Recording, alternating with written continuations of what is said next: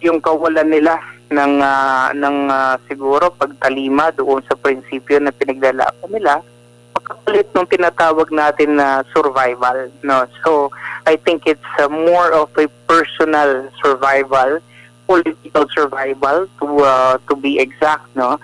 Na siya naging dahilan kung bakit nila mas pinili, no, na bigyan halaga itong kanilang pagtalikod doon sa kanilang supposedly sabihin na nating principled decision to align themselves with the Cayetano Bloc. Pero nga, mas mabigat yung self-preservation para sa kanila. So, yun yung naging pagpapasya nila. Pero at the end of the day, syempre, kinikilala naman ito ng ating mga kababayan at actually ng mga mas nakararami, no, yung isang pagtalikod doon sa mas mahalagang tungkulin sana na paghahanap ng katotohanan, particularly dito nga sa flood control scandal at sa napakaraming katiwalian na ginagawa nitong pamahalaan ni BBM. Po ang masasabi niyo po dito kung babasahin niyo po yung mga komento na didismaya yung ating mga kababayan dahil nga sa walang paninindigan sa ilan nating mga senador?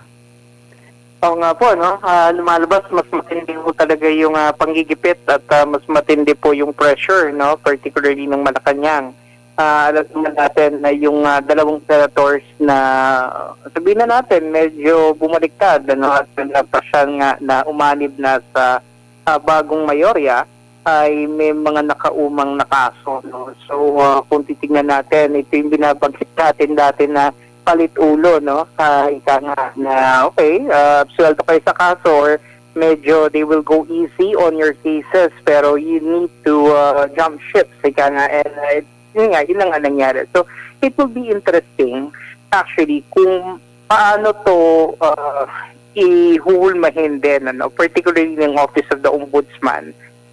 Dahil kung maalala natin, they gave several pronouncements, I think several weeks ago, no, that yung warrant of arrest at saka yung mga kaso isasampa dito kay Senator Joel Villanueva, Senator Jesus Cordero.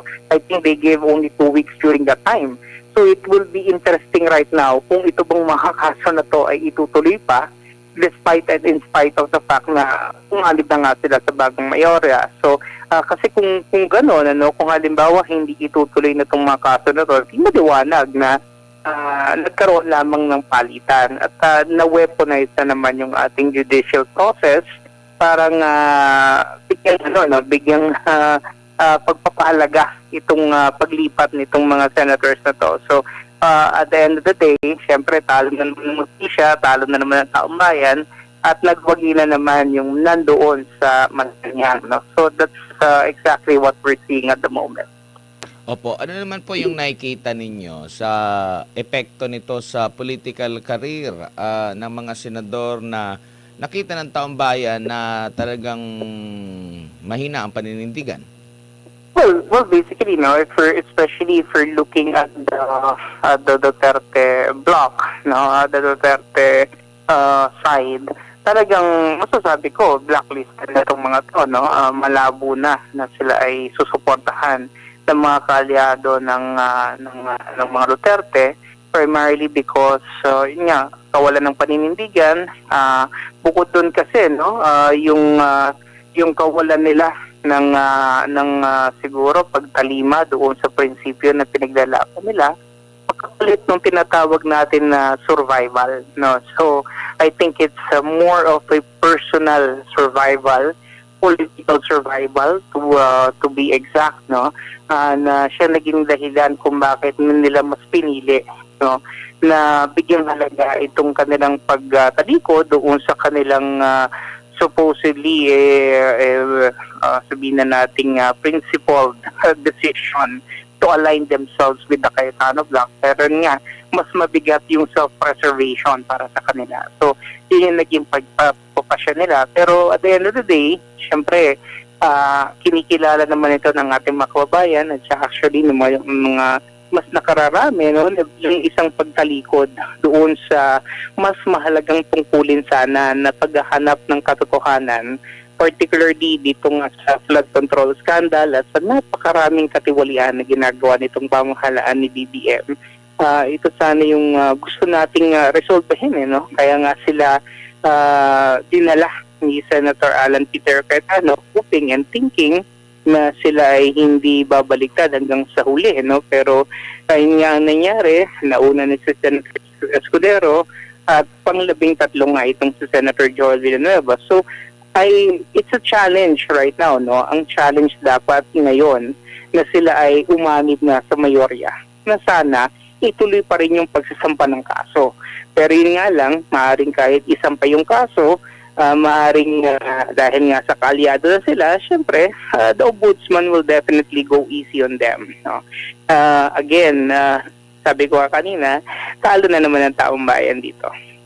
Opo. At nakikita niyo po ba na mabubura na, mababaon na sa limot yung investigasyon sa flood control matapos ito pong muling pagkakaroon ng reorganisasyon sa Senado? Well, if we're going to look at the words of Senator Alan Peter Cayetano, contrary to popular belief, no, or contrary doon sa gustong paniwalaan ng mga pingklawan, ng mga dilawan at saka ng mga kaalyado at mga loyalista ni ating Pangulo, hindi siya yung tipo na kumapit doon sa kanyang panunungkulan bilang Senate President dahil sa personal na kadahilanan. Unang-una, kaya niya ito ipinaglaban dahil yun ang naayon sa ating saligang batas, no?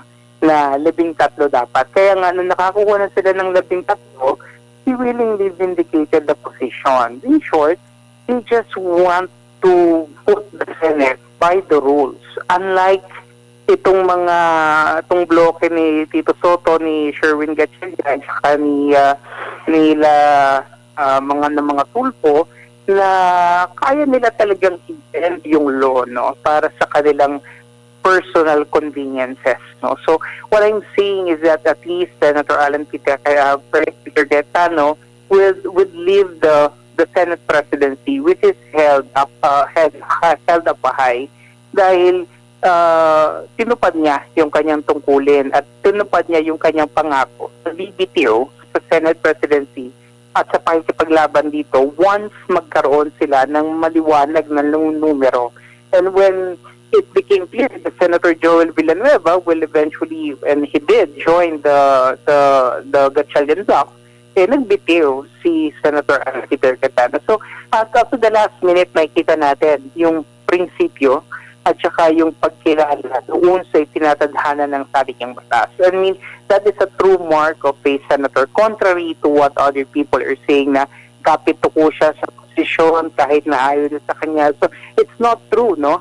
The reality is that the reason why he is holding on to that is because that is what is mandated by the Constitution. He is just trying to really abide by what the law says, no? Because napakahirap para sa isang senador na mismo kayo na senador, hindi kayo takalima dun sa batas sa tinatadhana ng ating saligang batas. I mean, that's very unforgivable. Pero kayang gawin yun, no, ng mga senators na nakaalyado nga dito kay Senator Win Gatchalian just because they wanted to protect somebody. And that somebody is that big guy in Malacanang. Opo. So simple as that. At parang hindi pa yata natatapos dito, Prof, kasi may post din ito ngayong gabi si Congressman Pulong Duterte na meron na namang warrant daw, no? Though hindi pa kinukumpirma, pero ganito rin yung naging naging pahayag sa nakalipas laban dito kay Senador Bato de la Rosa. Meron siyang information mula sa kanyang source, si Congressman Pulong, na merong warrant against dito kay Senador Bongo mula ICC at dalawa pang ibang opisyal ng PNP. Well, actually, no, to be honest, ngayon na natapos na itong Senate standoff, I think what is important for them right now is to put their sights on the impeachment. And syempre, yung naunsyami nilang programa, yung naunsyami nilang agenda, which is really to ensure that the Vice President will be impeached, ipagpapatuloy na nila. So definitely, itong mga pag-aresto na to, either kay Senator Bongo or kay Senator Dante Marcoleta, is actually being done within the context of trying to weaken the supporters or the alliance or the coalition behind the vice president. So in the hopes, that they will get 16, which is the number needed to actually impeach the vice president. So I think they're going to do everything they could, para talaga puwasan yung mga Duterte allies para nga mas maisulong nila, or mas magkaroon ng mas maganda-gandang laban yung kanilang hangarin nga na mapa-impeach itong ating ikalawang Pangulo. No? So I fully understand and I know where they are coming from basically. And ito nagiging maliwanag na nga lahat dahil tapos na itong Senate standoff basically. So balik na naman tayo doon sa panibagong naratibo na naman, which is of course the impeachment.